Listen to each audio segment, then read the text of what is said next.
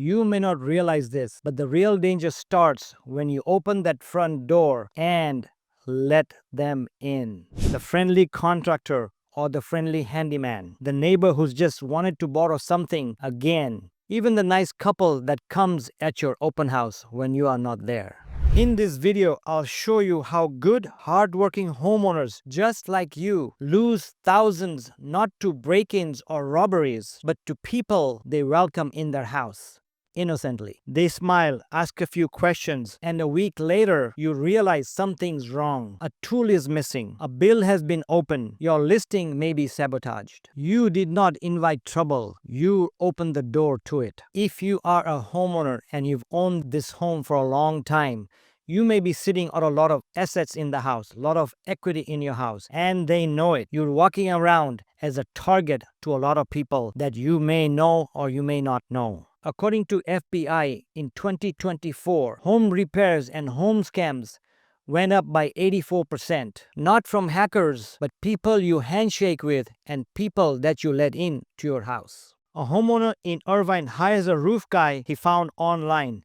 Clean truck, great price, says all the right things. He walks the property and actually take pictures and says it is for insurance. You told them you are out for the weekend or told them some other personal stories about yourself or about your house. 2 nights later, garage door is pried open, tools are gone, side windows are cracked exactly where he'd been measuring. Turns out that the contractor was scouting and checking out your house. The same crew hit 4 more homes that month. Cheap wasn't cheap. It was an entry fee. They didn't break in. He invited them in. Don't be shocked if this may happen to you, but this is more common than people think. A few years back, I was talking to a fellow realtor in my office, and he told about a scam that an attorney stole a property from a nice couple. This attorney actually came to their house. That's a red flag. How many attorneys do you know that come to your house? But this attorney on the phone call must have smelled something. He actually came to the house. This was an elderly couple.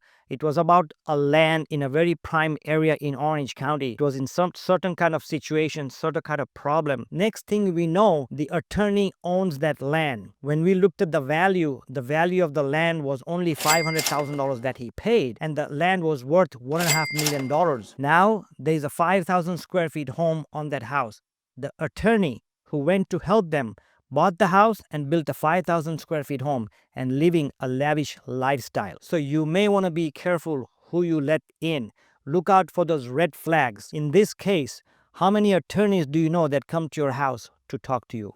Not very many, especially the busy ones out there. Here is another scenario. One open house, one smiling couple. She chatted with the agent. He checked the view and the backyard. That night, the Ring camera alerted the seller, and the same man that was in the open house was back coming through the gate. They could see it through the Ring camera. He knew exactly where the jewelry drawer was and how long the alarm delay lasted. He learned it all in one friendly house tour. So, when you have a house for sale or when you have people come in, don't leave your mail, your medications, and important documents visible. ID and pre-approval before showings. ID everybody, make sure you know them, check them out. Hide anything that says where you work or anything of value to you and your family. Have you come across somebody or have you come across such a situation? Let us know, share with us so we can learn from it. Here's another very common practice that is going on all over USA, especially for seniors and homeowners with a lot of equity. You call somebody, a tech support guy or internet people or any kind of tech support. While talking to you, they ask you a lot of questions and they look up while you're talking online what your worth is, etc., etc.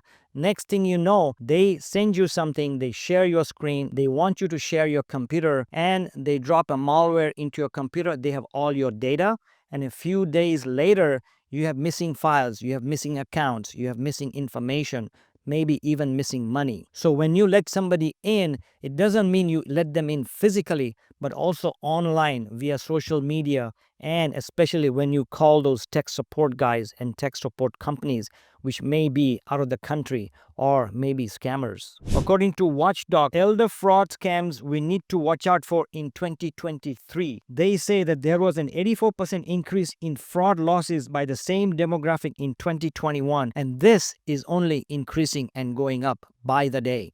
as technology increases, as the speed increases, these guys come into your computer, come into your system, get your passwords, and in and out in milliseconds. Here's another interesting one. A retired engineer in Anaheim lets his new neighbor borrow a ladder. The neighbor was a tenant. The engineer did not know that. Soon that neighbor knew the Wi-Fi password, the garage code, and the travel dates of this engineer because he started talking to him. He went in the house. He was so nice to them. He shared family photos and family secrets, etc., etc. When this engineer went on a vacation, this tenant used the house for a weekend rental under the owner's name. Police called him for running an illegal Airbnb. So watch out what you tell people, especially if you don't know them. When you allow people in, check them out, do some research, go on social media, go on LinkedIn, check out the Google reviews, call other people before you do business with people. People have changed, social interactions have changed. This is 2025. We have to be very cautious. Everybody's out there to get them. And I'm sorry I'm being negative, but the proof is that scams, especially for seniors or 50 and over, especially homeowners who have some assets, who have some equity, who have some money, they are being targeted. So this is not a scare tactic. These are facts. Here's the fact about the financial Judas. These guys don't steal your jewelry, don't steal your medication. They steal your financial assets. They steal your homes. Yes, let me give an example. This is on the rise, which is title theft. I've read stories and read reports about seniors whose house have been stolen right underneath them. People come into your house, talk to you, pretend to be somebody, maybe a financial planner, maybe an attorney, maybe an accountant, or maybe somebody with a lender or a realtor. They come in, somehow they get your signature. They use this signature and other information that you have given them, which you were not supposed to give them. Next thing you know, your house is under their name. Yes, this is happening. This fraud is escalating. What they do is they fraudulently sign a quitclaim deed, actually go to the county recorder's office in your county and transfer the name of your house title from your name to their name. This is actually happening. According to Chart 2, FBI warns of home theft title surge. The warning comes as FBI reports a steady uptick in cases across New England and across the nation. As you can see, this is dated as of April 15, 2025. So you should be very wary of who you talk to, who you allow in your house, who you allow into your computer, who you allow into your social media network. There are scammers out there. There's a lot of nice people out there, but there are more bad people out there, especially now when people cannot afford homes. People don't have food stamps.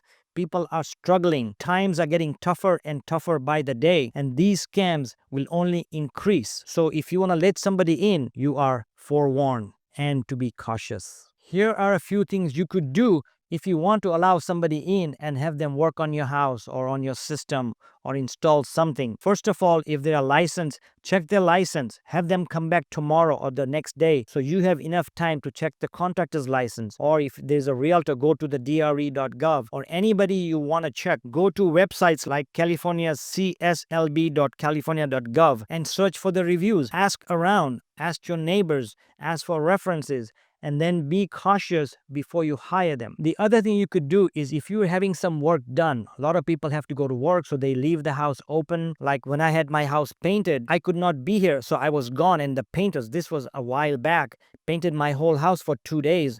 And we were not there. So these days, if you're having any work done for half a day or a day, maybe you want to take a day off and be present in the house or in your garage or in your yard. You don't want to get in their way, but make sure you check to see what they're doing and they're not getting into something, not getting into your drawers, not getting into your cabinets, etc., etc. So keep an eye on them. The other thing a lot of people are doing these days is they disclose to the workers that there are cameras everywhere. They have cameras in every room and they monitor them. Whatever you do, keep your guards up. Another good way to protect yourself is when you are interviewing something or when you are getting a quote or when you are thinking about hiring somebody, only disclose what's necessary. We as human beings start talking to them, start saying, oh, I bought this stock or I invested over here or whatever. You give personal information. You don't really want to, but these people are so smooth. They get you in a conversation. They start talking to you.